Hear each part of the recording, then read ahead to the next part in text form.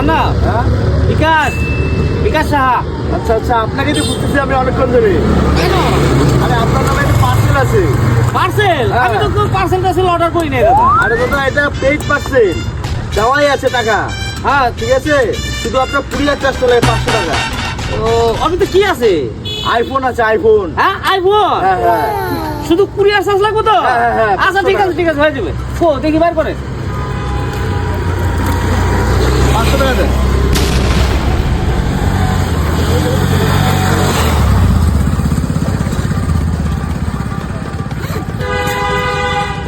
এই যে দাদা 500 টাকা।